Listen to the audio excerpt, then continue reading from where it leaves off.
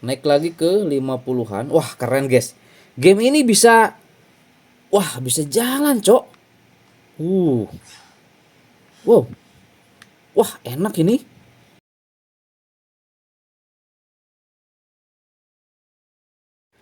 Halo guys, kembali lagi bersama saya di channel Wahyu Tutorial. Teman-teman, di video kali ini di sini saya mau coba tes ya, teman-teman ya, untuk mainin game hub ini dengan menggunakan game yang tersedia di aplikasi Steam ya. Atau bisa dibilang ini adalah akun Steam saya, guys. Jadi kita akan coba binkan di game hub. Nah, sebelumnya juga saya sudah coba buat kontennya, tapi kali ini kita langsung aja coba tes gameplaynya kayak gimana dan setting untuk di game Resident Evil 7. Kali ini ya kita mau coba tes Resident Evil 7 yang versi demonya. Nah, kebetulan ini bisa menjadi tester buat teman-teman di device-nya masing-masing ya. Jadi gamenya ini gratis cuy di Steam ya. Ini versi demonya, nanti tinggal di download aja untuk gamenya. Oke, di sini kita langsung saja masuk dulu ke dalam aplikasi Game Hub-nya guys. Nah, teman-teman, di sini kita sudah masuk di dalam aplikasi Game Hub. Ini adalah Steam Games. Nah, ini game-games yang ada di library Steam saya, teman-teman ya tuh. Oke. Dan juga di sini saya sudah binkan untuk akun Steam-nya. Nah, teman-teman ya, ini akun Steam-nya sudah saya binkan. Di sini ada 23 games, dan untuk di Epic Game juga di sini sudah ada 48 games yang siap saya download, cuy. Gitu ya, teman-teman. Jadi di sini kita akan coba tes, teman-teman ya. Ini untuk game Steam ini ya, untuk Resident Evil 7 ya. Nah, kita lihat teman-teman, ini dia Resident Evil 7. Bisa dilihat ini play now. Ini versi demonya. Teman-teman nanti bisa download ya. Dan kebetulan di sini untuk compatibility-nya ini ratingnya 4.1 cuy, bintang 4 ya.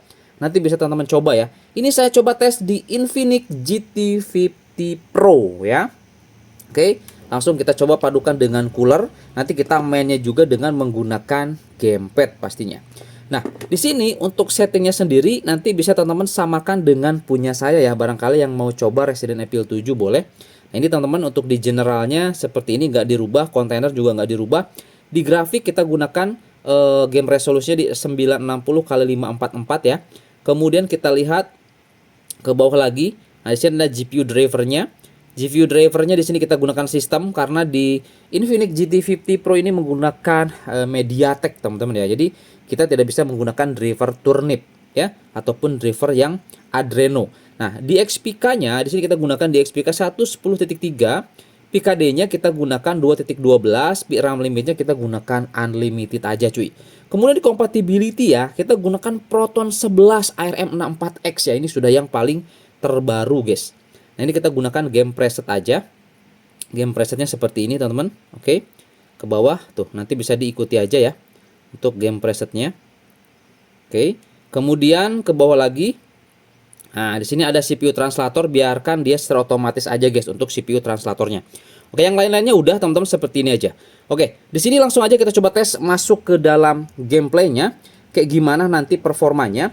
Apakah bisa stabil lancar, teman-teman, bisa nembus sampai 60 fps atau hanya di 30 fps? Yang pasti di sini semoga aja nanti gameplaynya bisa berjalan dengan stabil ya, teman-teman ya. Tidak apa namanya, tidak nge-lag ataupun tidak banyak starter yang mengganggu gitu guys ya. Oke, di sini langsung aja teman-teman ya, kita nanti masuk ke dalam gameplay dari Resident Evil 7 remake ini. Remake Resident Evil 7 ya, bukan remake teman-teman. Kita lihat ya. Oke guys, sejauh ini ya, ini bisa masuk, kita langsung aja next. Ini ya teman-teman. Tuh, pakai gamepad juga ini udah bisa banget ya. Di sini kedeteksinya sih 59 fps ya, nggak tahu nanti di gameplaynya dapat berapa. Kita coba game start aja. Kita lihat teman-teman. Nah, ini dia. Tuh, teman-teman ya. Dia bisa masuk aman di sini teman-teman, masih di 59 fps ya. Kita lihat apakah nanti di gameplay bisa lebih dari 50. 59 coy. Apa kita bisa skip di sini? Oke, start. Kita bisa start klik. Kita lihat mungkinkah itu skip. Oke. Ini masih naik turun di oke, mulai turun fps-nya di 30-an. naik lagi ke 50-an. Wah, keren guys. Game ini bisa, wah, bisa jalan, Cok. Uh. Wow. Wah, enak ini. Bisa berjalan di 50-an FPS, guys. Ya. Oke, 40. Oh, ini ada yang hilang katanya, itu ya. Kita lihat, guys. Ini ada piano. Oke. FPS naik turun ya. Fluktuatif di 30 sampai ke 60. Oke, ini dia masih oke banget untuk dimainkan nih. Kita coba cek. Oke, masih oke nih.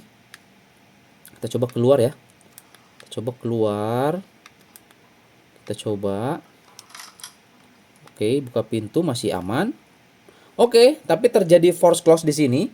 Mungkin kita terlalu cepat, guys ya, seperti itu. Tapi nggak apa-apa, nanti untuk setting nanti bisa disesuaikan ya. Yang jelas di sini compatibility-nya dia udah oke. Dan saya tadi lupa cuy, di dalam gamenya saya lupa tadi nggak setting-setting dulu di option ya. Jadi nanti teman-teman bisa setting-setting dulu di option untuk menyesuaikan dengan device-nya masing-masing gitu ya. Cuman memang kekurangannya di sini di device-device dengan menggunakan series MediaTek ya 8500, 8400 ke bawah lah ya.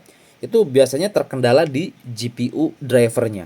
Beda halnya dengan yang di ataupun yang pakai Snapdragon gitu guys. Karena rata-rata kalau Snapdragon itu sudah open source untuk di bagian GPU drivernya gitu ya teman-teman ya. Yang jelas di sini kita bisa masuk. Nah, kita setting-setting dulu. Aduh, malah game start lagi guys. Salah, saya harusnya setting dulu di bagian option barusan, terlalu cepat saya. Oke. Jadi yang jelas ini bisa bekerja dengan baik ya teman-teman di game hub PS terbaru ini. Apalagi di sini kita coba tes dengan menggunakan game-game yang tersedia ya. Sekali lagi, yang tersedia di Steam ataupun di akun Steam teman-teman. Jika teman-teman di sini beli game di Steam dan ingin dimainkan di Game Hub, itu bisa banget ya. Ini sudah terbukti nih. Saya sudah coba tes teman-teman. Seperti itu ya. Nah, kalau kita coba lihat ke optionnya di sini aja ya, display.